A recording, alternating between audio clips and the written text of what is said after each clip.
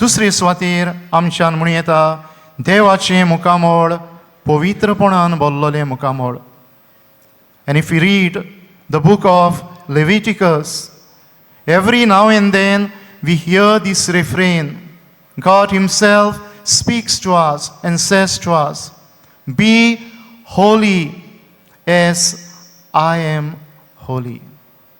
सायबीण मनशा जिविताचेर आमी नदर मारली जाल्यार देवान तिका पातकावीन तिच्या आवयच्या कुसव्यांत रोचून हाडली जाल्यार आपलें आख्खें जिवीतभर हें कोतावीण जिवीत ती जियेली.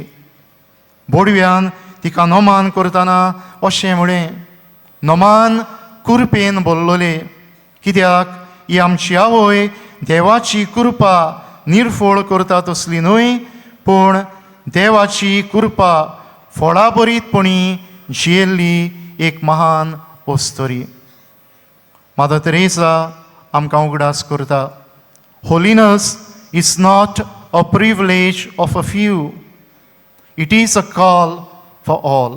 आनी हाचें दुसरें वाचप आमी बारीकसाणेन नियाळ्ळें जाल्यार देवान आमकां गुलामां करूंक नात, पूण देवान आपल्या पुता वरवीं आमकां स्वतंत्र जिवीत फावो केलां.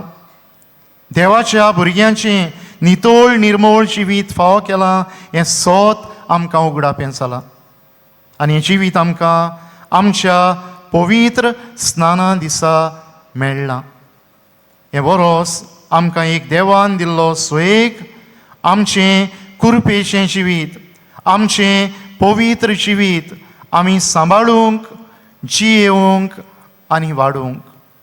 हे दिशेन आमचे प्रयत्न जावं दी.